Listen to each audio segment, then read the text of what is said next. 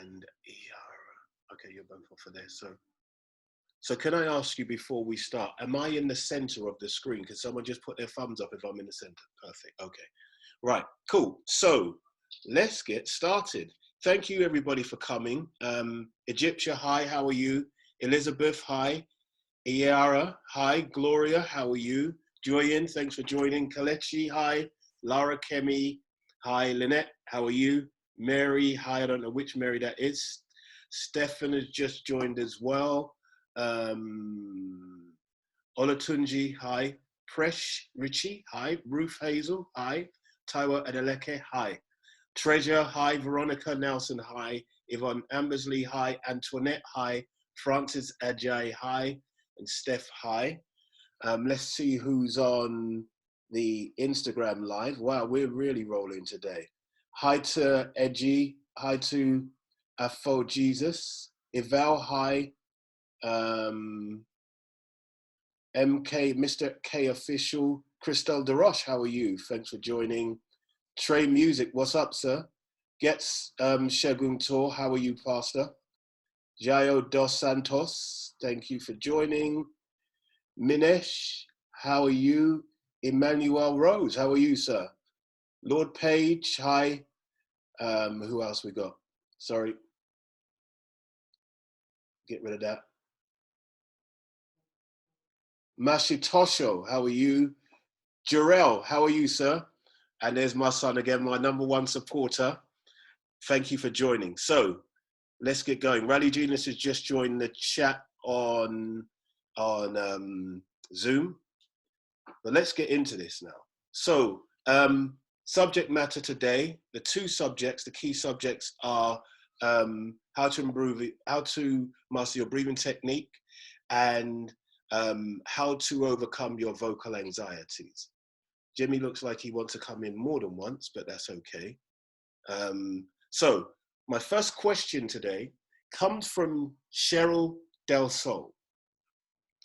It is also Yvonne Ambersley submitted a similar kind of question, so hopefully this will answer for both of them. For you guys on Instagram Live right now, again, my key focus is here, but if you have questions as well, feel free to submit them. Once I've gone through these questions, I'll have a look at some of those as well. And remember, so that you all know again, at the end of the Zoom session, I'm going straight onto Instagram Live with a live one-on-one with Eval, who is a recording artist from Lagos, signed to ACI, I think the label is, and she also won a singing competition a couple years back, like the Nigerian version of X Factor. Excellent artist, got a song at the moment called Kilimanjaro, and she's going to do a session that we're calling Hi Wakro, how are you? We're calling it 7 songs I always wanted to ask a vocal coach, because there are recording artists out there who have never had vocal training and stuff and get by on their own study and their own knowledge, and that's fine. But there are still some things that they don't really know and they're not really sure about. And this gives an opportunity for Eval today to ask questions and for you guys to get experiences from somebody who is also, hi Eunice, who is also going through some of the same things that you might go through. So when you see somebody who's successful, who is popular, who has great voice and stuff, they also have to ask questions as well about their voices. That gives you some kind of insight into how important a vocal coach is and can be. I'm going to segue for now, if you don't mind as well, into one of the reasons or key reason why I believe that vocal coaches are really important. Even for somebody like me, I've been singing 30 plus years. I've been a teacher for 25 plus years, maybe a little bit longer than that. And I was explaining it to someone like this the other day, which was, you get people who just sing and learn to sing themselves or practice to sing themselves. Hi, Kian, how are you? So thanks for joining. Diego, how are you? Who just teach themselves to sing, but actually don't know all of the rudimentals. They don't know the vocal anatomy. And there are things that they still can't do after being singing 15, 20 years. And I liken self-taught singers, and this is with all due respect, because I also used to take lessons myself. I liken self-taught singers to somebody who learns to drive by just getting in a car. They don't take lessons from a tutor or anything else like that. So they don't know the mechanics of the car. They don't know what the handbrake does. Thank you.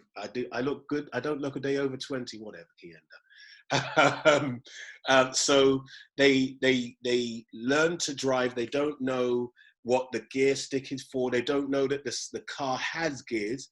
They don't know what the indicators do. They don't know what the clutch pedal is for. They don't know what the accelerator pedal is for. So they just get in and they start driving.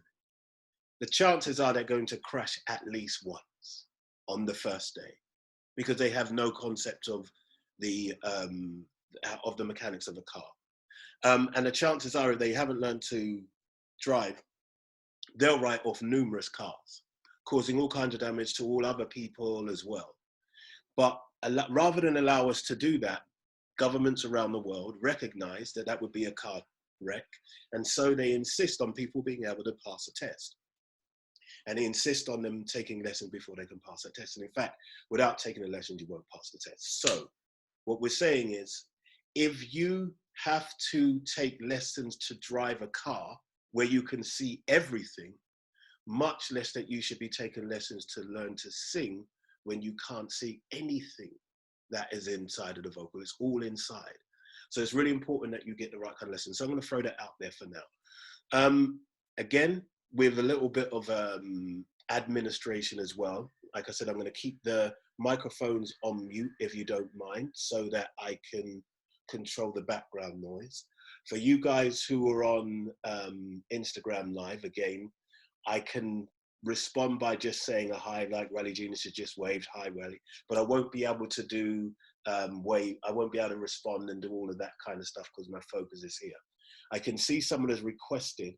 I won't be able to do anyone coming live, unfortunately, because it will be distracting. After I finish with the Zoom, we can do that kind of stuff. So let's get going. Right, question time. Where are we? Boom. The first question is, my problem is sometimes knowing when or where to take a breath to reach a high note. Now, before we get into the answer to this, just like there were a lot of questions last week about people whose voices broke on high notes. And you get a lot of people asking about runs, riffs, and ad-libbing. And both of those are really hot topics. Everybody wants to be able to riff and everybody wants to be able to hit high notes. But here's my first pearl of wisdom. Just because you can doesn't mean that you should. And I'll say it to this camera as well. Just because you can doesn't mean that you should. Those things should be done in moderation. So I think it's really important for me to start there with this high note issue. Everybody wanting to reach high. Not everybody has a high voice. Not everybody is designed to sing high. Just like not everybody's designed to have a low, deep, rich sound like mine. So bear that in mind. That's the first thing I'm going to say about it. I'm throwing that out there because I get so many of those questions. So my question to Cheryl was, first of all, what preparations do you typically make to help achieve good high notes, and describe your physical observations? To which I believe Cheryl said that she doesn't really have any. Let me double check that because, as I said, I get lots of questions. I just want to check that I'm being true to what she said. Yep, doesn't really have any. She doesn't. She'll try to do a quick warm up, etc., etc. And again, this is really typical of people, of singers who haven't had the training and don't have the pedigree in the background. You tend to just go at it, and then after you have problems, then that's when you go and get a vocal coach or go to the doctor to get some kind of treatment so that you can resolve those issues. But a real way of doing it, the smart way of doing it, is to take the lessons as you go along. That way you don't end up with problems. So again, I just want to throw that out there first. So since you have a scenario where somebody doesn't really have a regimen for preparation for singing, it makes it really difficult to tell them what to improve on or what areas to focus on, because they're already like kind of hit and miss in terms of what they're doing. And I think that's also a real key problem, as you'll see as we go along today. So that being said, I asked Cheryl to send me a voice note. She sent me a couple of voice notes. Listened to the voice note, was able to give her some kind of insight into what kind of things will help her as well. Cody Martin Music, how are you, sir? Thanks for joining us. Udi Woman and Come Boy, whatever that means. How are you? So here's the thing. So for me, the answers were, first of all, for Cheryl, in terms of reaching the high notes, particularly with the audio that she sent me, was the first one is plan your breathing as the foundation to your performance blueprint. As you structure the lyrics of a song, if it's a cover song, you still need to write down the lyrics. And if it's your own song, of course, you write down the lyrics. As you structure the lyrics of the song, the very next thing you should do is be considering how you're going to execute that vocal performance. So therefore, structuring a breathing plan that you can follow, that will be your blueprint, or the basis of your blueprint for everything you do afterwards. So you build, lyrics are your bottom foundation, and then your breathing plan is next. So structuring a breathing plan which tells you where you take your breathing technique, where you take your snatch breath, and where you use your breathing connection. Hi to JD Exodus as well. How are you? Thanks for joining us. Blessing the voice as well. Thank you for joining us. So it's really important to put the breathing plan down. And I'm going to show you guys something in a little while. I'm going to share the screen in a little while so that you can see that. Next thing, prepare in advance for the high notes or stroke melodic progressions in a song. Don't wait until you get to the high note before you get prepared for the high note. Don't wait until you're underneath the note. That's too late. Number 3, improve your breathing capacity with a structured, disciplined breathing regimen. So basically, you should be practicing your breathing every day. And I get situations where students who are working with me, who have been taught how to breathe and stuff, have been given some work, set some work to do. At the end of that week, I'll ask them, how did you get on with your breathing technique? And they'll tell me they didn't have time, they were so busy, blah, blah, blah, blah, blah. So the first thing I say to them is, okay, did you have time to breathe this week? Did you have time to breathe in the last 5 minutes? Of course you did. Well, if you had time to breathe, you had time to practice your breathing technique. There's no difference between the two. So as far as breathing technique goes, it's really important to understand that you have to do that. Omuta, hi, how are you? Thanks for joining us. So no excuses as far as breathing and practicing your breathing technique is concerned. Then the last part is modify your breathing technique to utilize the breathing connection. And we're going to do that in 2 parts. So you've got the breathing technique, which is your normal count of 4 you take it. And you've got a snatch breath, which is within the space or the count of that. So that's the time that you have to react and take your breath in. And then you have your breathing connection, which is the modification where you really solidify your stomach muscles and everything around your back, around the back and around the base of your body to give you that extra boost of energy. Yeah, so that's really important. So I'm going to share screen with you now. You guys on Zoom, that is. I'm going to share screen with you now so that you can see my lyrics. Okay, I'll make that big. No, that's fine. I'm sure you can see that. And the song that we're looking at is Ain't No Stopping Us Now. And you can see that we have the lyrics and then you've got the breathing plan. So you've got your, and you look at this here, that's the breathing code. So the cross is for breathing technique. The asterisk is for snatch breath, and the arrows are what contain a breathing connection. So it's really important to understand what you're doing. So what I'm going to do is I'm going to sing the song so that you can see where the breaths go. So I'll start. But we won't let nothing hold us back. We're putting ourselves together. We're polishing up our act now. And if you've never been held down before, I know you refuse to be held down anymore now. So if you see, I'm taking each breath where it is planned out. But the next part of this song, I'm going to take a steep lift up in notes. So I'm going to hit much higher notes, much higher up my register and up my range. And they're going to have much more power. So in order to underpin my breathing technique, I'm now going to engage the breathing connection that allows me to have the power to hit those notes and to be able to give them the kind of dynamic and energy that they need. So I'll start from the beginning again. But we won't let nothing hold us back. We're putting ourselves together. We're polishing up our act now. And if you've never been held down before, I know you refuse to be held down anymore now. Don't you let nothing stand in your way. Yeah.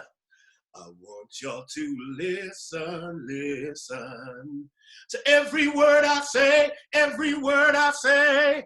So what I'm doing, I'm using the breathing connection to give me the boost for stand in your way and every word I say for those two lines. But what I'm not doing, I'm not waiting until I get to that note to prepare for the note. It's like when you use those high notes, it's like this is your bottom note here, and this is your top note here. Just like if you were doing a high jump, right? So when you're doing a high jump, you run up to the bar like this, and you're running up, but you don't wait until you get underneath the bar to make the lift. Because if you do, you're just going to hit the bar. You start your ascent from way outside, and then you rise over the bar like that. So the same theory applies. You have to measure what you're doing in between. But also you'll find this is like kind of intricacies in what I'm doing. It's controlling both the volumes and the amount of energy that I'm using so that I actually control everything all the time. I'm never on one volume, I'm never on one velocity. So therefore I'm syncopating with the groove and the rhythm of the track. So that when it comes to those areas, my breathing is on point and my progressions are on point. So again, I'll do it one more time for you. But we won't let nothing hold us back. We're putting ourselves together. We're polishing up our act now. And if you've never been held down before, I know you refuse to be held down anymore now. Don't you let nothing stand in your way. Yeah.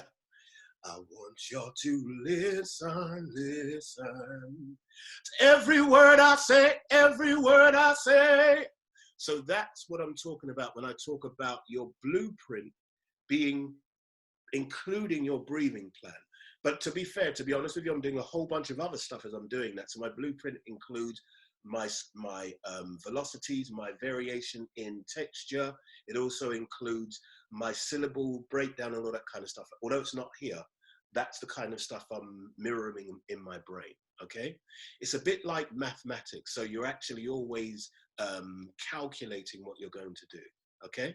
Cool, let me stop sharing for now and let's go back to the points that I made specifically for roundup. So, and I want that one. I want this one. And it is plan your breathing as a foundation to for a performance blueprint. Prepare in advance for the high notes and the melodic progressions in a song. Because a high note, and the reason why I say that is a high note is not necessarily always a high note. It's just a higher note in the progression of that song, because wherever you are, whatever range you're in, you get into a comfort zone. When you have to lift out of that comfort zone, that is a relative high note, which means you have to prepare for that differently from how you're singing the rest of the song. I hope that makes sense. So I'm moving on now to um, a live surgery, a live question. And I'm going to invite Sam Lascelles to join me. Sam, are you there and are you ready? Let me see where you are. Yes, you are. There you are. There you are. There you are. There you are. Are you ready now, Sam? Unmute Sam. You mute me. Yes, I Okay, can. there. And I'm going to see whether I can. No, I don't want to do that. I want to just speak of you. Hello. So yes, you can. You're a little bit low in volume, but Let me turn it up. turn it up, turn it up, turn it up, turn it up. Is that better? Maybe I just need to sound louder. That's better. Yes, that's better. Thank you very much. Sam, thank you for joining us. Thank you for doing this. Sam suggested actually today that we make it a little bit more interactive, and I wanted to do that, but I know that a lot of people are not comfortable coming live. So she had to put her money where her mouth was after that, really. After making the suggestion, she had no choice. So here we go. Sam, do you want to tell us what your points were? I'm going to do my best because it might, I'm not sure it's going to make sense. But basically, I'm talking about volume projection. Okay. Can you hear me? Yes, indeed. About volume projection. And my thing has always been, I always like to hear things really blended and really sweet. So I tend not to project really loud. Yep. Because I feel like it might get a bit out of control. But the thing is, I know I have the volume in my voice, but I kind of sit back in the vocal, if that makes sense. I sit back in the vocal and I don't necessarily push my voice louder and more powerfully. So what I wanted to know is, are there any sort of tips that you can offer that will help me to get a bit more used to not necessarily always going for the sweeter type sound and going for the more stronger, more projected type sound, you know, because some of my influences are like Fantasia, Kira, Kiki, Shid, you know, vocals like that, Mary J. Blige. Not that I sound like any of them, but I love their powerful vocal. So for me, it's just more about just learning to appreciate my sound a bit more. And I didn't know if there were any tips for that. Okay, cool. So I think it's really important. I think I'm going to kind of repeat the question for the Instagram, just in case they couldn't hear it. Sam was really asking about volume control, as in being able to sing louder and being comfortable singing louder, but against or versus the desire to make sure that when you're singing in a choir, like worship, that you're actually blending in when you're in the choir versus the singing that you do when you're the worship leader. And so I think they're really two important questions. So I want to address those both. So hopefully that you'll understand that now. Hakeem Akani, hi, how are you? Donald, how are you? Thanks for joining us. This is Margot J, thanks for joining. So you said you have a thing about shouty choirs. Yeah, I can completely identify with that. And there's a lot of misadvice about choirs and the fact that you need to sing loud to give the whole choir impact and stuff, and whether or not that means that you've got control over your voice and control over the volumes, and you're taking into consideration the dynamics of the song and the emotion and the feel of the song. You can't do that if you're just singing loud. So my first consideration is this, and it's not really a question, it's something for you all to think about. Is it better to sing loud so that people hear you, or sing with such force so that people feel you? And that's really important. I think that's the first thing for you to consider. Is it better for you to sing loud so that people hear you, or sing with such force so that people feel you? Now, sing with such force does not mean singing loud. It means singing with the right kind of energy. And singing with force actually can be really singing quite softly. It's just really about the impact of the voice. So actually making sure you cultivate a great tone is really important to whether or not you'll get force. Being able to cultivate good dynamics in your voice, good variations in velocity. Those are the things that will appeal to the ear much more than just singing loud. Because if you just sing loud, you've got nowhere to go. That's it. You've already peaked. So there's nowhere to go. So that's really important. Second point, blending in choirs is extremely important. The objective is to provide a silhouette for the lead vocalist. So when you're doing, you're in the choir, although you still need to be heard, you are a silhouette to the lead vocals. And if you're all loud and we can't hear the lead vocal, you've completely defeated the object. So it's really important to understand that. And that's something that choir directors should be really considering when they do the work that they do. So I think that's really important to bear that in mind. Yeah. Lead worship is different. The purpose is to command the band, command the audience, and fill the atmosphere with your energy. And I think that's important because there are a lot of shrinking violets who do lead worship. So they actually are quite reserved and don't understand the importance of what they're doing from the front of the choir, what the importance of their job is. Like, they're the messenger. And if you're shy and reserved and if you're introvert, that's going to be counterproductive to what the objective is at that point. So if you think about an impact, the band has the first layer of impact. Then the backing vocals have the next layer of impact. So it's like a pyramid. And at the top of the pyramid is the lead vocalist. And if the lead vocalist doesn't step up and take control, then the pyramid never gets complete. So it's really important to understand that aspect of it. So from that point of view, Sam, I think it's really important for you to bear in mind that there is a place for belting. There is also a place for control. Now, to answer the second part of your question, how do you control that? Well, it's not just about breathing, but breathing is one aspect of it, as we heard earlier on when I did the demonstration song. Using your breathing connection to belt those notes is really important. But it's also important when you're doing backing vocals to be consistent in terms of the vowel shapes and the vowel pronunciations, so that everybody's singing the same thing. Now, what tends to happen is people have different variations in vowel placement, vowel pronunciation, and note placement, which means you end up with a choir that doesn't hit the sweet spots. Yeah? It's the job of every member of the choir to hit the sweet spot. So if I'm singing, for example,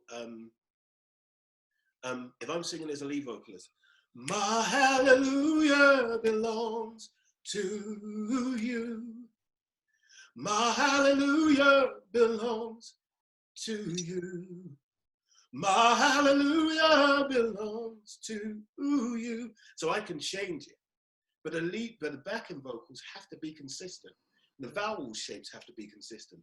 So when they all say, my hallelujah, everybody has to sing, my hallelujah. So they can't have some singing, my hallelujah, and some singing, my hallelujah, because they're going to sound different, right? So the blend has to be there. So it's really important to understand that. So then when you get to the bigger note, you deserve it. Everybody also has to control that. So if you're all singing, you deserve it, everybody must sing, deserve it, not deserve it, because it is a different sound. Deserve it. So you can sing with volume as long as you're all consistent with the vowel shape and the placement. When you get someone singing, deserve it, and the next one singing, deserve it, They sound different. There's no blend, and it doesn't matter how softly they sing compared to each other. They're never going to sit with each other. So that's really important to understand. So if you're singing lead vocals, you can belt. You can belt to a degree with backing vocals, but as long as you have the correct control mechanisms, the vowel shapes and the velocity control is the same as everybody, yeah? Whereas if you get a note that jumps out, it's going to sound odd. So you need to make sure also that you understand or can use your mask or whatever to compress certain notes. So when you sing, you deserve it. When I sing, you, I'm not singing you, I'm singing you deserve it. So I'm putting it in my mask, so I control the volume. So those kinds of things are also part of what you have to do as a worship backing vocalist. Understand your dynamics, understand how you control the velocities, understand how you control the dynamics, I understand how you control your placement, your vowels, and how you get the sweet spot every time. Because that's what we want to hear. Okay? Does that answer your question, Sam? Yeah, that's good. That's good. Good, good. Thanks for going live. I really appreciate it. Some people waiting. No Not sweat. bad. Okay, cool. I'm going to take you off now and go to my next question.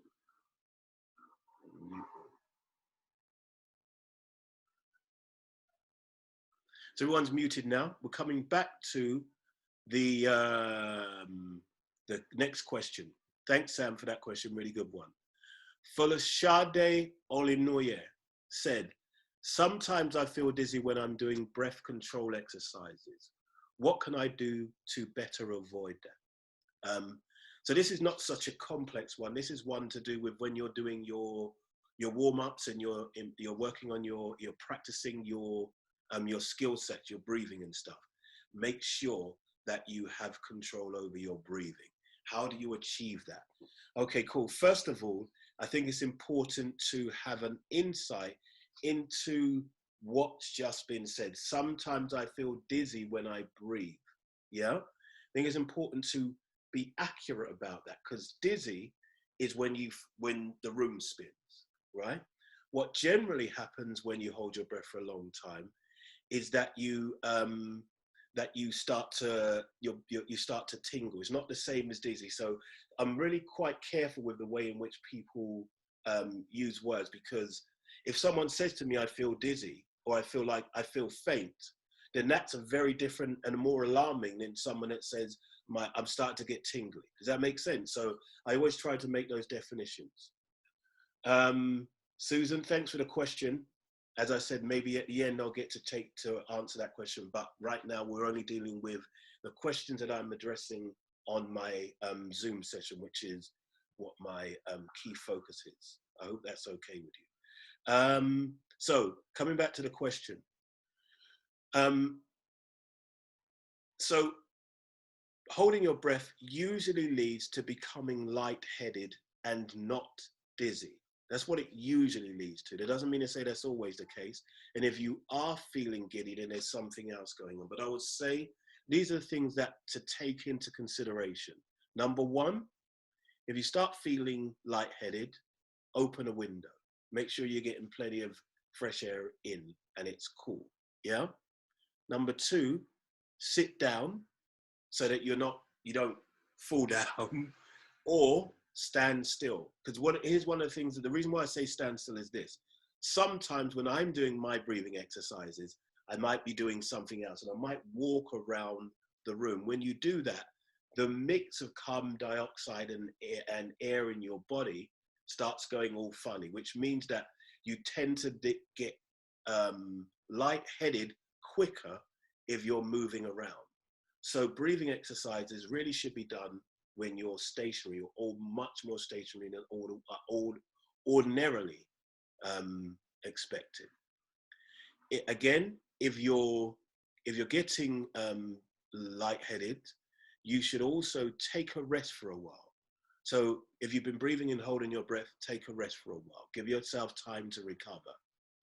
Also, limit the length of time that you are holding your breath for.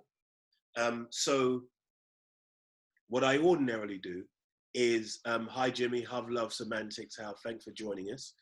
What I ordinarily do when I'm doing my breathing technique, we do holds for 4, holds for 8, holds for 16, sorry, hold for 12, hold for 16, hold for 20, hold for 30, hold for 40, and hold for 50.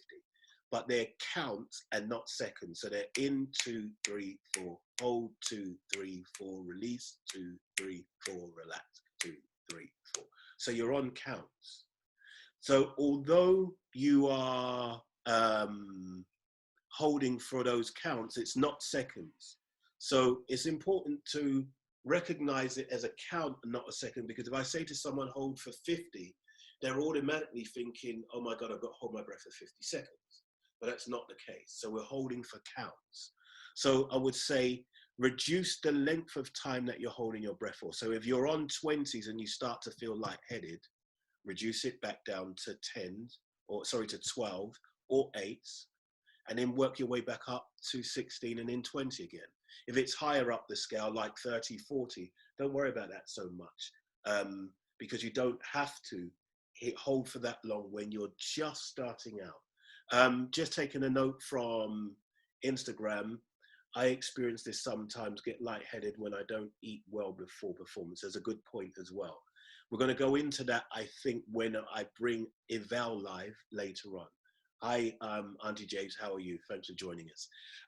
So going back again, open a window, sit down or stand still, take a rest for a while, limit the length of time you're holding your breath for, and take longer rests in between breaths. I hope that answers that question. Cool, moving on to the next one. This is from Taiwo Adeleke, which is how to handle anxiety before and during a performance. Now, I spoke to Taiwo, we went back and forward a few times today because I wanted to get a real key understanding of what the character traits were, what the key considerations were, and what the real definitions were. Because when you say anxieties, that means like, it's like a whole gambit. There's no one specific type of anxieties. There's so many different types and so many different reasons. And then when you say introvert, that also has different connotations. So I wanted to find out more about what Taiwo meant by that, and also what the history was behind that. So Taiwo said that he's a good singer, he's competent, he's confident, and happy to perform in front of people. His issue is sometimes when he's singing a cover song of somebody who he has a high regard for, it will put more pressure on himself because he feels like he has to reach a benchmark. So then that causes some kind of anxiety, the fear of failure, as it were. And he said that especially when singing covers. Excuse me, guys. Got to lubricate. So those are really common traits.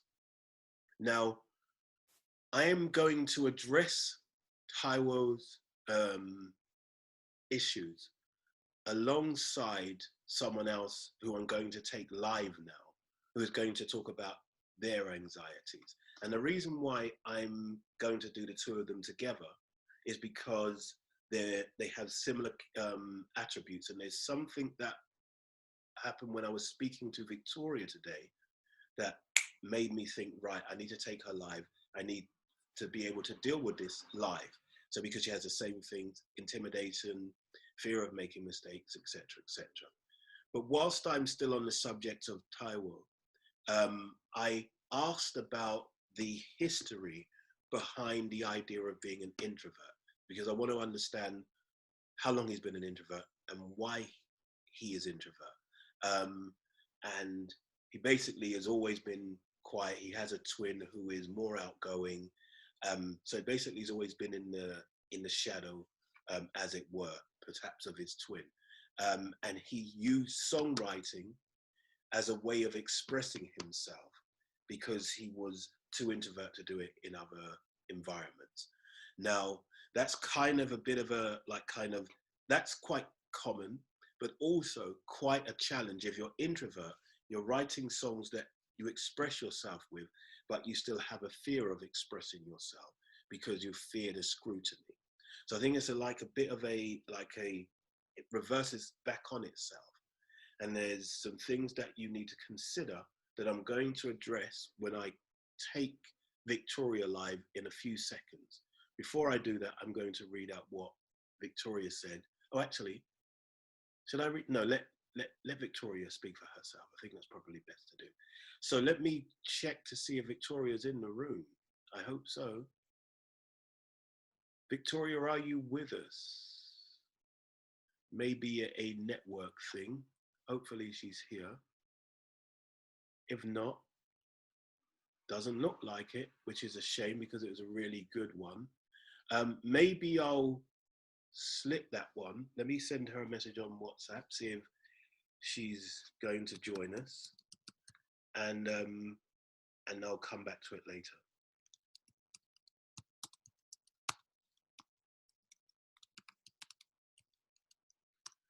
Let's see what she comes back with, and we'll move on to the next one in between time. So moving on, sorry about that, Tyrell, but we will come back to it definitely. So moving on to Joyen, who says, please could you provide tips on how people with conditions like asthma can better manage breath control and projection? Hi, Steve, how are you? Thanks for joining us. Right, so this is a really good question, not for everybody, but for people like me, because I am actually asthmatic, and quite severely asthmatic. And so breathing has become much more important to me as both a singer and as a voice coach. So because of my condition, I'm much more thorough on the way in which people work their breathing plans, because I have a much better appreciation of what can happen if you don't have good breathing technique. So that's the first thing, that I have asthma. I'm asthmatic and I understand that very well. So my first consideration, or first thing I would say, is plan your breathing as the foundation to your performance blueprint. You heard that before already. Number two, as an asthmatic, compared to somebody else, you have to control your air use with vocal technique that conserves your breath more. And I'm going to give you an insight into that in a while. Also, improve your breathing capacity with a structured, disciplined breathing regimen, which means that you have to be more focused on making sure that you get maximum air. So because there are times that, and for those who don't understand how asthma works, there are times when you can't get enough air into your lungs because your bronchial tubes are contracted. So it's very difficult to get air in. So when your bronchial tubes are contracted, you can't get so much air in, which means consequently, you have less air to sing with, which means that you have to breathe more often, etc., etc. And the more often you have to breathe, the more difficult it makes it for you to be able to sing this song, because you're taking breaths in where you don't need to, and therefore you're putting more pressure on your lung capacity, and you're putting more pressure on your body, more likely to become more lightheaded, etc., etc. So those are the things that happen. So it's about being able to control your air loss when you're singing by using other technique. And the other thing I always recommend as well, and this is for all singers anyway, take physical exercise designed to improve your breathing capacity and control. So physical exercise, not just breathing, and I'm going to come into that in another subject matter a little bit later on, but not just in breathing, not just walking, but physical exercise, like exert yourself significantly. Doing your, like, what do you call it? Circuit training is a really good way of doing it, because you've got to control your breathing all the time and you're constantly going. You have breaks, then you go again. You break, you go again. So circuit training is really good for that kind of stuff. So physical exercise designed to improve your breathing capacity and breathing control. So that's really important. So we're going to do a demonstration again now. And the song I'm going to do is Fabulous, which means I'm going to share my screen again for you guys on Zoom so that you can see what I'm doing when I execute the breathing plan. So the disclaimer with this one, let me move it so it's all down on one page. The disclaimer with this one is, this is a song that's really, really difficult for me to sing because of the breath control requirements. It requires good breath control and requires a lot of singing from one breath because it's very packed with words and very little room for breaths. And when you do breathe, you're generally going to take a snatch breath rather than a normal, nice, comfortable breath. So this is why when you're doing your breathing exercises, you practice your breathing technique and you practice your snatch breath regularly so that you have good reaction time, yeah? So again, you can see the breathing plan is there. You've got the breaths, breathing technique, snatch breath, and breathing connections. And again, I'll copy and paste this down so that you can see it on this page here. So it goes like this. And again, my disclaimer is I'm going to do it without all of the different elements just to show you how difficult it is for me to sing it and how easy it is for me to run out of breath. Young cat got back, did a little bit. Now he hardy, buffy, tough, do-rag and Tim's kinda hard to get a job. Back out on the block, charge that to the game. Young girl, she grew up in a rush, had it bad, no doubt. She don't know who to trust. Every man she ever loved only wanted crumbs, cards that to the game. But it's all crazy. Hey, baby, shot, skip, pop, the cop shut down the party. Jeans sat low, blow smoke out the Duchess. We've got love for y'all, but y'all don't love us. So, and you can see, if you could track the breathing plan, you can see that I didn't execute the breathing plan just the same because I was doing without thinking, without predetermined breathing plan. I was just going with the flow of the track. Now, actually, there were a couple of times when I ran out of breath and had less control for the phrasing. And so basically what I need to do when I'm wheezy or when I have less air, I have more breathing problems, is to make sure that I modify both my breathing plan and the way in which I sing it. So the first time I sang it without any velocity variation. And I sang it without using any tricks where I can almost stem the flow of air. Just like milliseconds worth of stem of the flow of air means that you have more air, more breath to sing with. So that's sometimes a better option. So I'll run it for you again so that you see it. Young cat got back, did a little bit. Now he hardy, buffy, tough, do-rag and Tim's kinda hard to get a job. Back out on the block, charge that to the game. So this time I'm using a slightly different rhythmic pattern, which means that I'm moving my velocities forward and back, which allows me to take a breath with a different kind of flow. So the breath doesn't get in the way in which it would the other way. So I take snatches in very short breaths, in very short movements as I'm flowing. So I'm singing, young cat got back, did a little bit. Now we hardy, buffy, tough, do-rag and Tim's kinda hard to get a job. Back out on the block. So I'm taking the breath in those places where the movements are. But I'm actually making sure that I control the breath movement the release of the breath by changing the velocities, by changing the volumes at which I sing it. So I'm using less breath and less energy. And then when I'm taking the breaths in, I'm taking the breaths in motion. So the breath where I sing the snatch before do and the snatch before back, both are synced with the words that come before them. So again, young cat got back, did a little bit. Now we hardy, buffy, tough, do-rag and Tim's kinda hard to get a job. Back out on the block, charge that to the game. So you know that when I do that, when I control my velocities like that, when I control the phrasing and the syncopation like that, I can take extra breaths without it disturbing the phrasing, because I'm constantly moving. I'm moving with a lot more intricacy, which means that I give myself more entry points, as it were. And I'll show you again. Young cat got back, did a little bit, now he hardy, buffy, tough, do-rag and Tim's kinda hard to get a job, back out on the block, charge that to the game.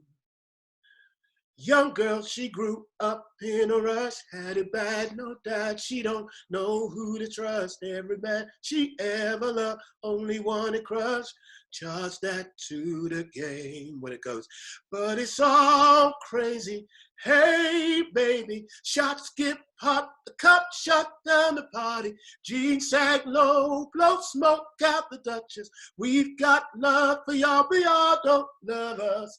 So that way, I control the vocal, I control the velocity, I control the syncopation, and I can control the breath.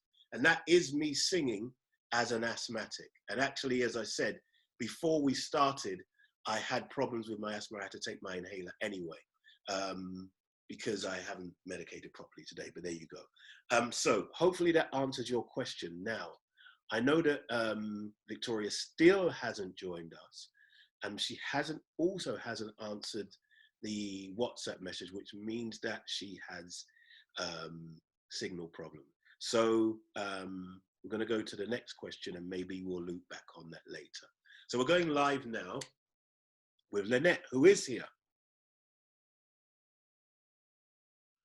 Sorry, follow, we're not taking anyone in the videos at the moment, but later on we're having a one-to-one with Yvel, so stay tuned for that one.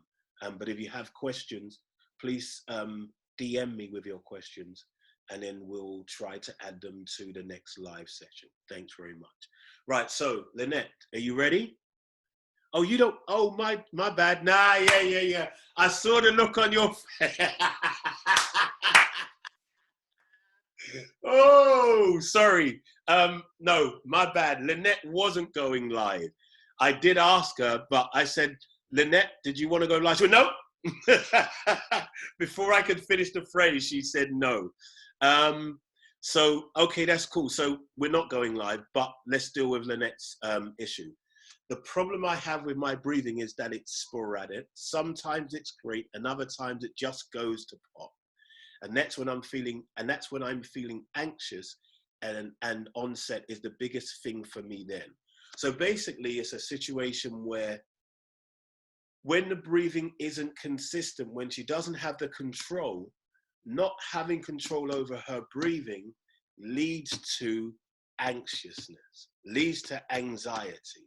Once that kicks in, the whole thing goes out the window. The control, the composure, everything goes out the window. Am I right, Lynette? Good. Projection is also affected by anxiety at times. I feel I'm trying to project, I'm going to hemorrhage my vocal cords. I feel tension. No, I won't read that part.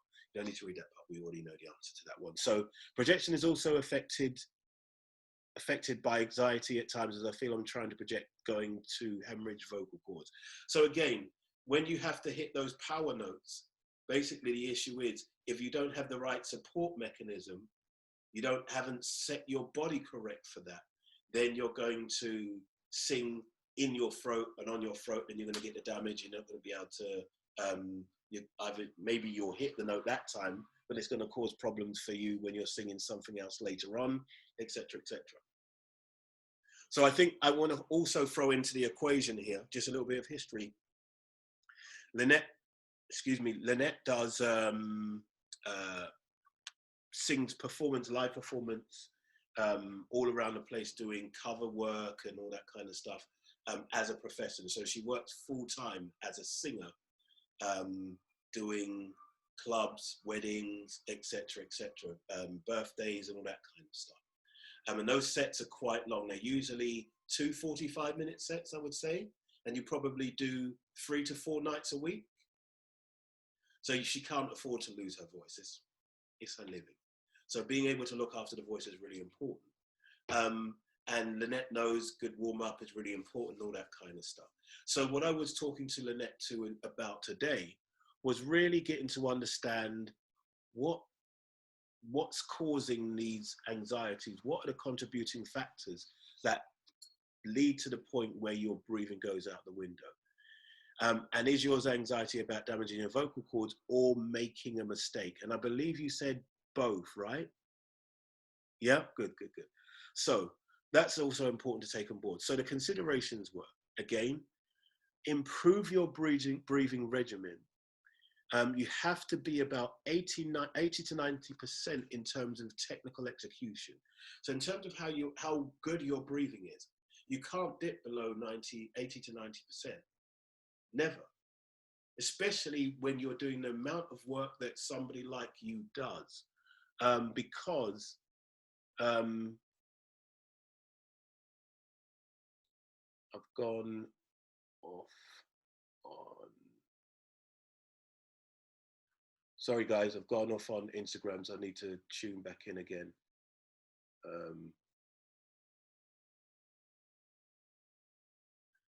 Hold on, sorry.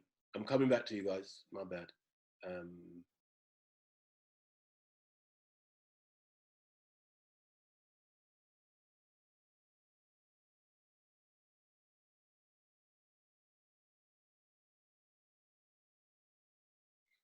Just give me a second, nearly there.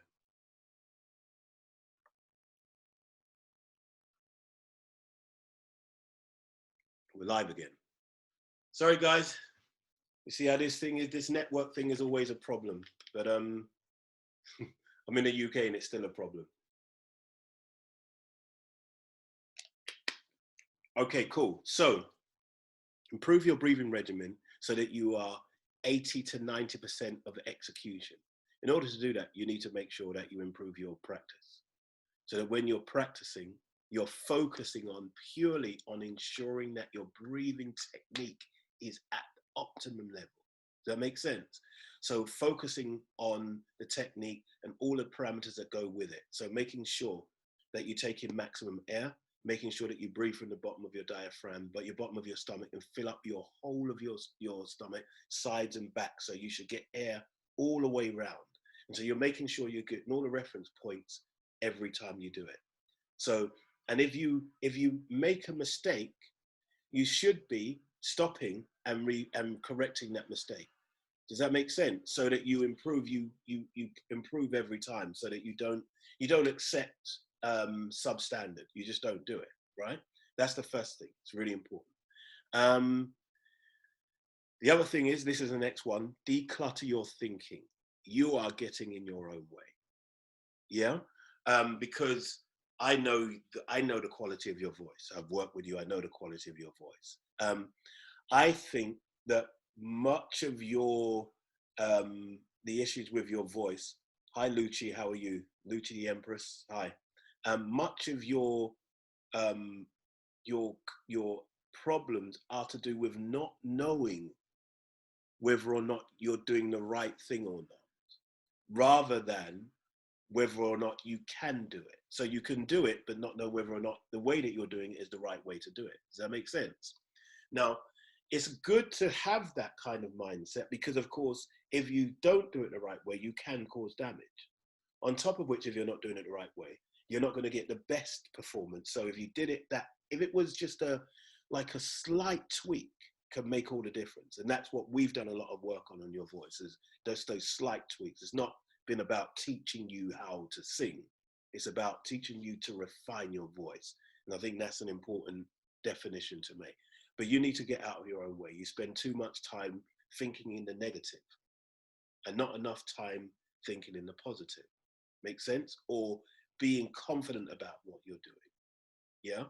So basically saying to yourself, even if I don't do it right, I'm going to get it. It's going to happen. But when I'm not sure, I'm going to just revert back to my vocal coach and ask him directly about this question. Make sense? Cool.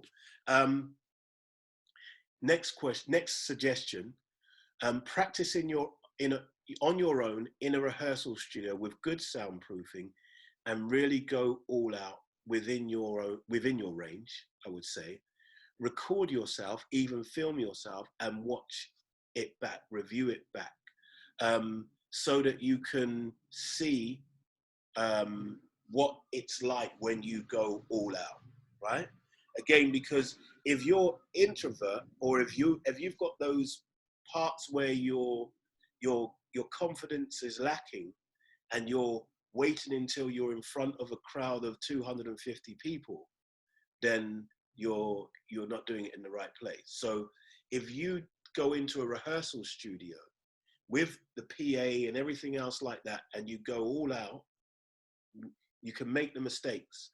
The other thing about this is this, and I say this all the time. Hi, Raleigh, thanks for joining back. The other thing to take in mind is this.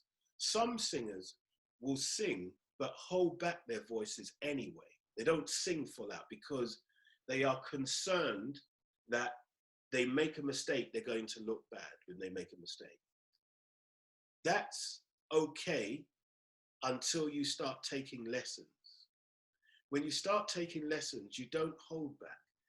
If you don't make mistakes, you can't be taught how to correct them. Yeah? So I think that's really important to throw out there as well as a consideration as far as that's concerned.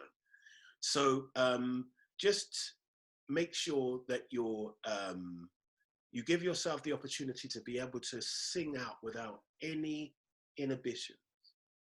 Record it, listen back to it, and you'll surprise yourself.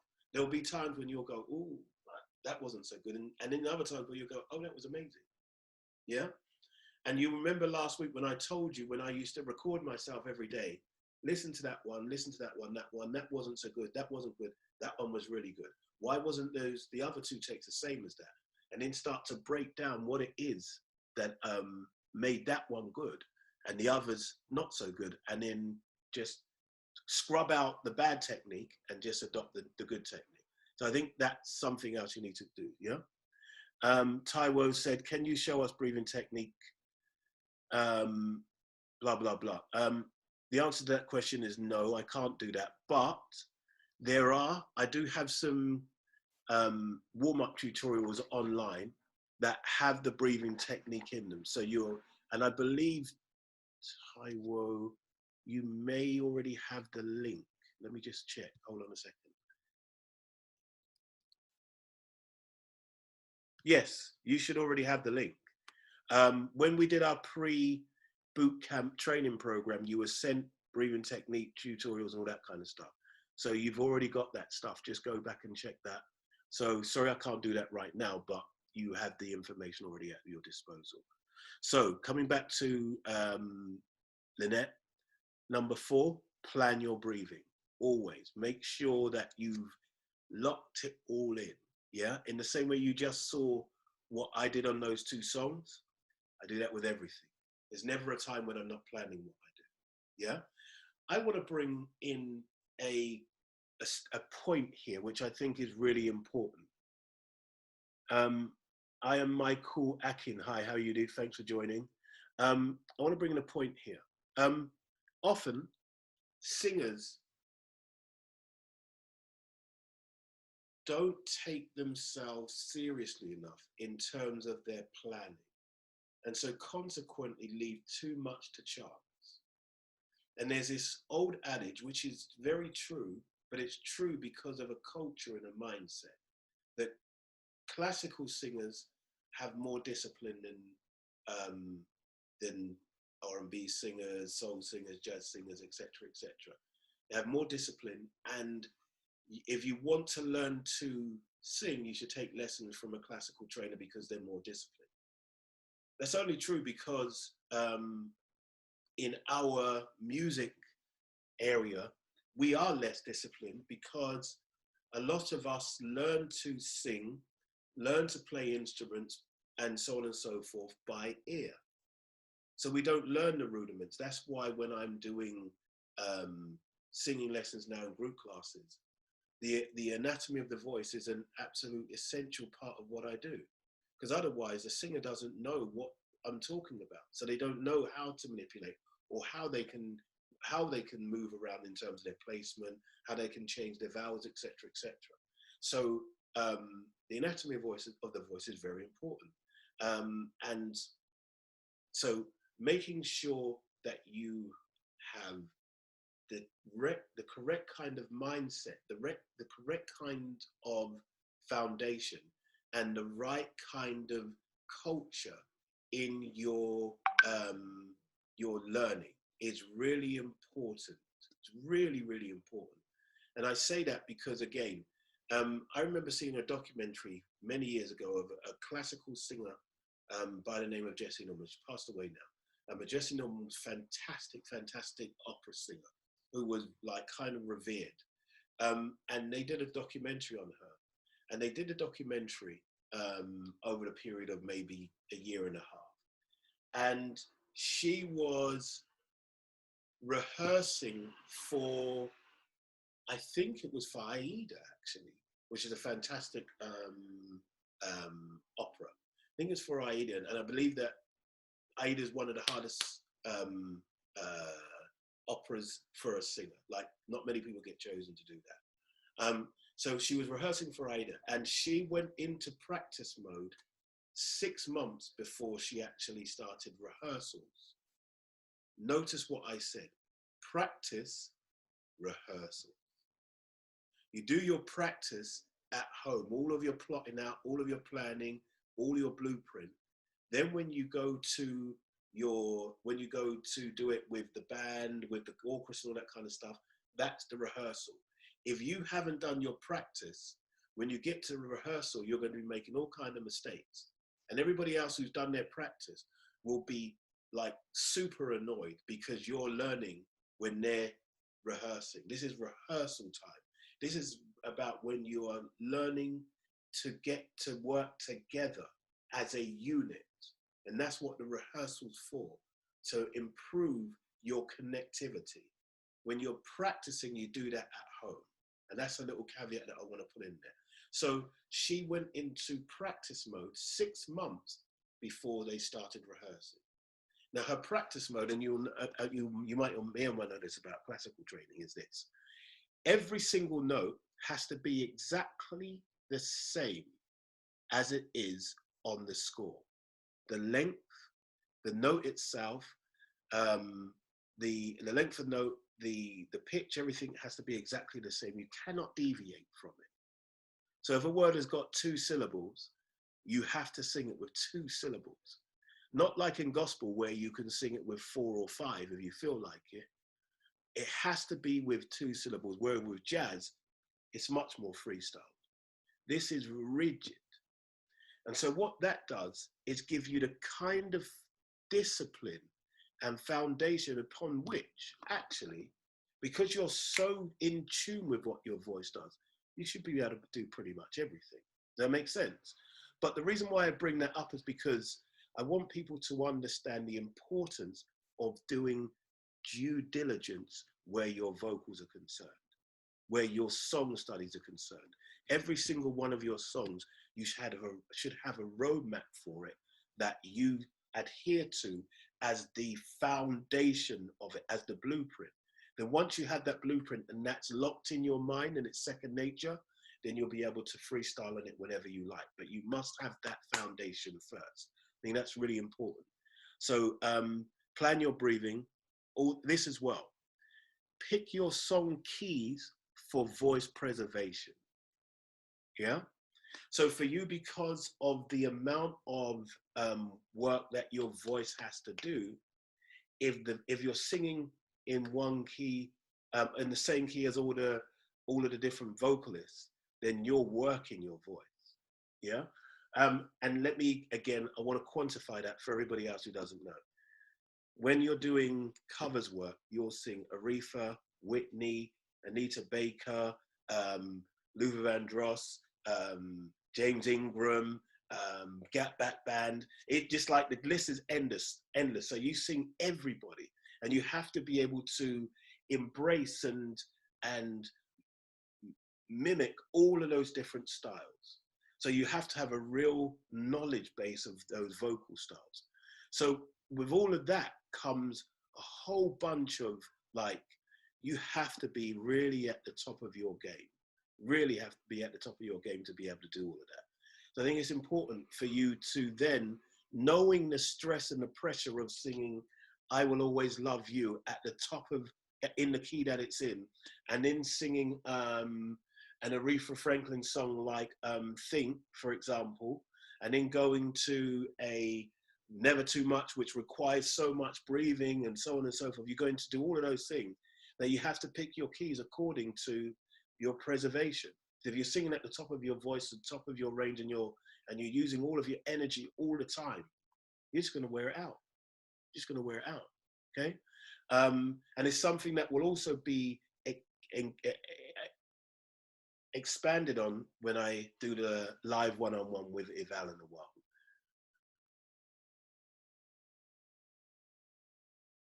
Mr. K Official, when you're talking about breathing exercise, did I hear you say soccer training? No, I said circuit training, not soccer training. Okay, cool.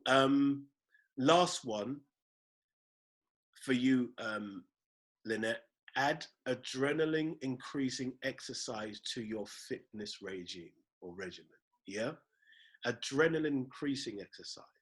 And I say that because your exercise really not right now includes walking, etc., etc. But circuit training again, something like, for example, squash or something like that, that will actually get you moving. I box, so I shadow box. That gives me high adrenaline. So, and I'm constant. And you do 3-minute rounds, and you're actually breathing the whole time because you're using your breath the whole time. Yeah. And as an asthmatic, boxing really helped my breathing when I was younger. So adrenaline increasing exercise is really important. Okay, cool. So since we still don't have Victoria, let me just check one more time. Oh, she's here. She's typing. So let's just see. She has signal. She's typing. Give me just a couple seconds, see what she's going to say.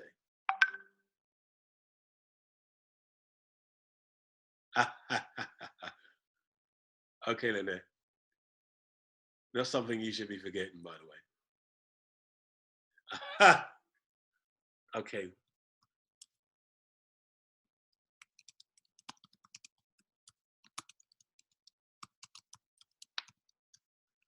Live TV, people. Live TV.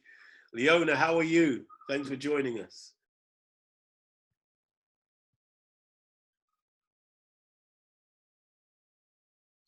Sorry, guys. Just waiting for Victoria. Hopefully she'll come online now and we can do her session live as my last one. It's a really important one, and it will be great for her to come live to talk about it herself, and then like give us a little bit more interaction. Okay.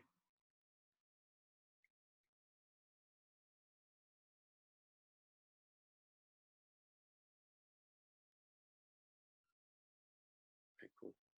Come on, Victoria.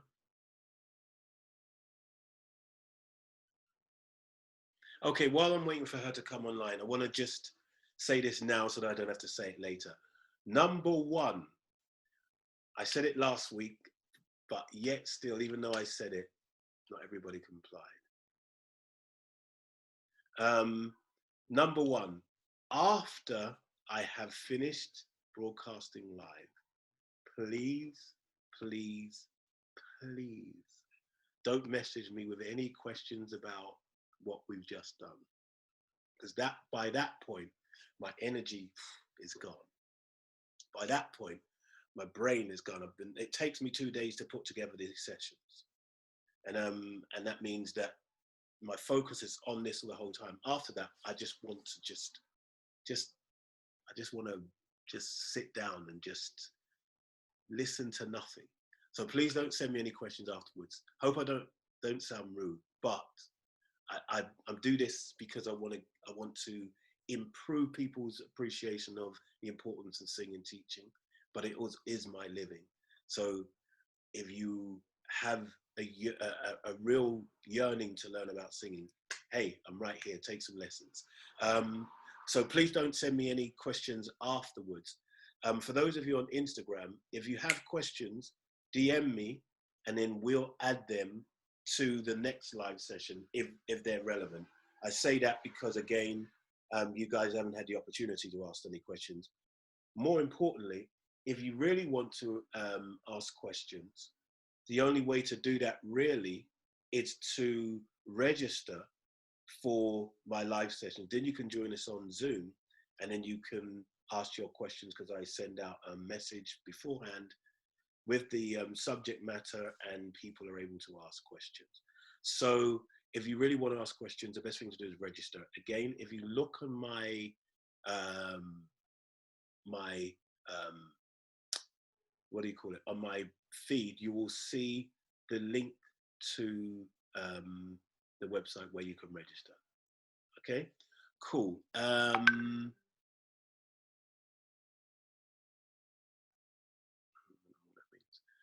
So where was I? Sorry. Oh, okay. So please don't ask any questions. Number 2.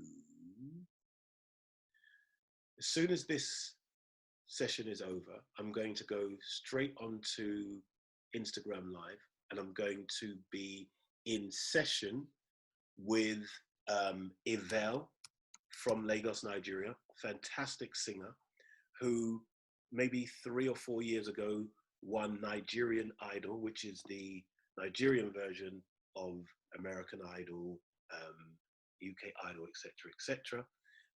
So we're going into a session which is called 7 Questions I Always Wanted to Ask a Vocal Coach. So for those like successful singers who have experience recording videos and all that kind of stuff, they have careers already. Hi, Ike, how are you still here, Ike? You haven't left, have you?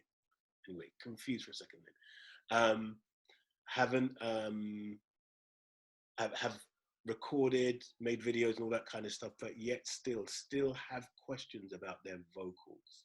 So I'm going to go into session with Yvel after, straight on to Instagram Live. So all of you guys who are on Zoom, if you'd like to take part, just log on to the Instagram account, the Voice Coach UK, and you can join us on there. It's going to be really insightful, because this is, as I said, recording artists who've got skin in the game. So we're going to do that. What else do I want to say?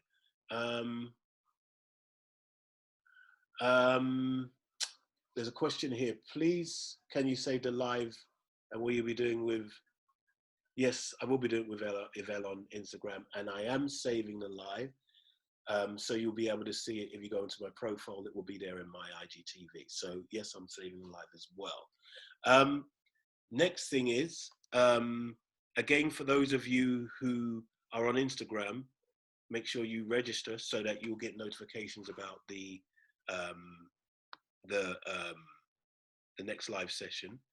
Next thing is, if you like what I do on these sessions, please spread the word. Let other people know about what I'm doing. Let other people know that they can register and they can take part in these live sessions, and they can pose questions, and they can just get some knowledge from me and my years of experience. So spread the word. That will be fantastic.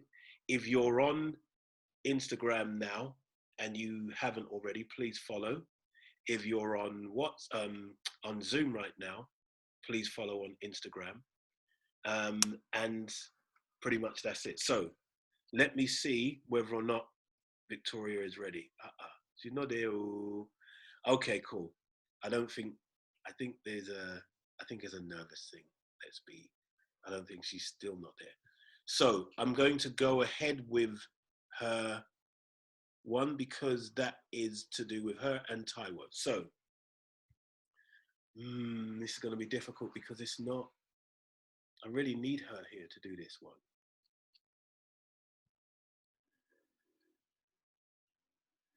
Let me just message her again.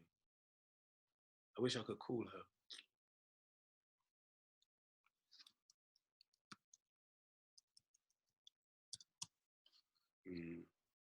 All right, cool. Let's go ahead. Let's go. Right, okay. How can I overcome fear of close scrutiny? And ways to deal with, You're here? Where are you? I don't see you.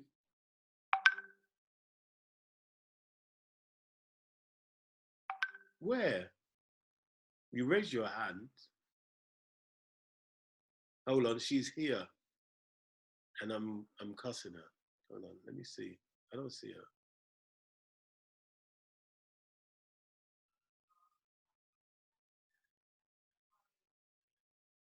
No, this is confusing. I'm confused. Victoria, I don't see you at all. You're not even showing as being in the chat. You're not even showing. Is that Rita? Aria. Okay. Here we go. We're going live with Victoria, who decided that she is going to make her name Ria. Unmute. Hello, good evening. How are you? I'm fine. Ria. Okay, cool. So, guys, this is the one I've been waiting for. I'm going to turn my volume up to maximum on my laptop, so hopefully you'll be able to hear. David, Afro Kings. David, Eunice just messaged me to try and get hold of you. So if you can message her, that saves me getting involved. Yeah. So I've turned the volume up as much as I can, but I will try and repeat what you say so that people who can't hear you can know what you said. So fire away. Talk to me. So my issues is concerning the fear of close scrutiny. Okay, yes. So I feel like whenever there's people around, I tend to hold back instead of just singing. Just for a second. Repeat that again, please. Okay. My issue is with the fear of scrutiny. Yeah, not that part. The next. Okay. So, okay. Whenever there's someone around, someone that I'm not familiar with, I tend to hold back when I'm singing. I don't just let it flow. I kind of hold back and restrict my voice and my vocals. Because for the fear of scrutiny, I guess. I think because there's people around and they're staring or they're looking, or they don't know what I can do. So I really can't explain it. Okay, you said before, the reason why I asked you to repeat is because you said you feel that people are watching you closely. Around, yeah, or listening, yeah. So I feel, and I have a great tip for you to start with. Don't believe everything you feel. Feel, wow, all right. Okay. It's not true, it's just a feeling. Do not believe everything you feel. Abi? So that's the first thing. Yes. So carry on. Okay, the second one is, how do I overcome the fear of red light syndrome? Okay, so explain red light syndrome for people, please. Okay, red light syndrome is when the recorder goes on.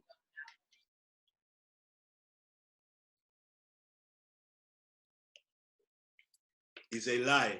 You're going to be back now. Don't. Impossible. Yeah, go ahead, please.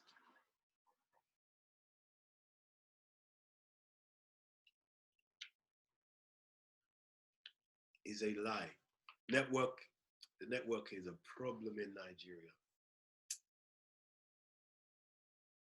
I think it's this red light syndrome. I don't know how to get over it. Okay, so red light syndrome is essentially when you're in a studio, you're recording, and you'll do a couple of takes that are warm-up takes. Abi? And then they're fine. You're confident, you're relaxed, everything is on point. If you're in a studio and they've got this light, this red light syndrome comes on, they have a light that is a warning light for everybody to be quiet when it's on, because that is when recording is taking place. So what happens is, as soon as singers see that light go on, something clicks in their head. And now they know, oh my God, everything that I do is going to go down onto recording now. And every mistake I make is going to be permanent. Right, yeah. So red light syndrome is a very real and serious issue. And again, it's kind of controlled. Hey, NASA, what up, bro? It's kind of, it's about scrutiny, but it's a more detailed scrutiny, because not only are you, like, everything you're doing is being judged by the engineer, the other side of the thing, who just is a voice. And then when you don't do it right, you say, no, you have to do that again. I won't, it's not good enough to do it again. So that's what you're getting, that kind of thing, first of all. And the other side of it is, of course, is that whatever goes down on record is in history forever. So whatever you're happy with, it doesn't matter who is going to be there now, forever. So those are two concerns that you have. So let's deal with the first one, which is to do with what the engineer or the vocal producer says. The concern related to that. Now, I'm going to talk about some experiences that I had as a singer coming up. I spoke about one last week. I'm speaking about this one this week. I was signed to a label called Shut Up and Dance back in the day. And the guys that I was working with are both rappers. And they're both really, what's the word I'm looking for? They're kind of in your face and unforgiving. And I'm not going to cuss, but I'm going to say what I did. So I would record a take. And my method of working is I'll record something and then I'll say, let me hear that back. And then I can evaluate it and then determine what I like, what I don't want, and then go again. And that was my method. That was when we were reel to reel, before you had like all this other fancy digital stuff. And so that would be my method, and that would be really cool. So when I worked with these guys for the first time, I worked with them. So they press play. My thought process is, I'm going to record it, I'm going to listen back to it, and I'm going to make my notes on my lyrics. And then when I'm going back through again, I'm going to change things, and I'll be happy with it. I get to the end of the take, I get in my ear, no, that was bloody rubbish, do that again. That wasn't what they said, that's the clean version. And I was like, oh my God. Did they just say that? Did they just say that was rubbish? So fortunately, I'm the kind of person who'll stand up for themselves. So I said, listen, the way that I work is that I like to record, mark out what I'm doing, reference it, and come back again. Yeah, so don't interrupt me. Let me do what I'm doing. Let me finish. Then I'll make the mental notes, then we'll go again. And then after I get to the point where I'm happy, then you can interject. Yeah? So I knew my method of working. So it's really important to know your method of working so that other people don't intimidate you in that working environment. Now, here's a message to all of you producers out there as well. Be sensitive to the people that you're working with. Don't talk to them, dismiss them in that way. Singing is a very intimate and very intimidating scenario. So when you're working with singers, be gentle, be considerate, and know what you're doing. So when you're criticizing them or when you're giving them feedback, know what you're talking about technically, so that you can give them technical advice on what's gone wrong, rather than just say, no, I didn't like that, do that again. Or, yeah, that thing that you did there on that word, make that a little bit more, give a little bit more of a sprinkle and then come again. That language, we don't understand that language. So if you're a vocal producer, if you're a producer, make sure you know what you're doing, please. That's really important. Okay, cool. So moving on, carry on, please. Okay, so my last question is how to, what are the do's and don'ts of writing secular and gospel music? Hey, listen, don't even try it. You're sliding in there. You're sliding into the no. We want to answer questions about songwriting. So we're not going to do that today. We will have songwriting We've all had that kind of stuff, but not today. So now, so this is where we got to this afternoon.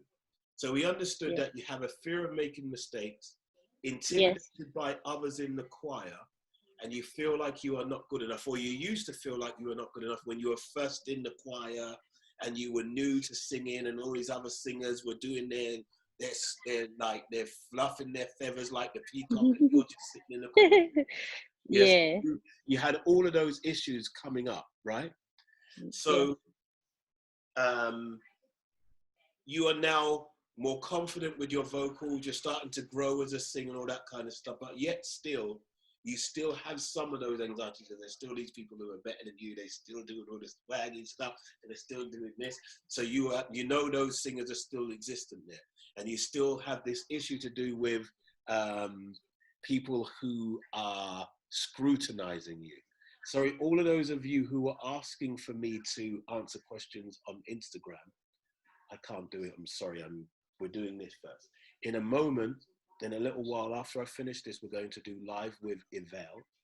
If you have questions that you'd like to pose, just send me a direct DM and we'll submit them that way for the next live session. Does that make sense?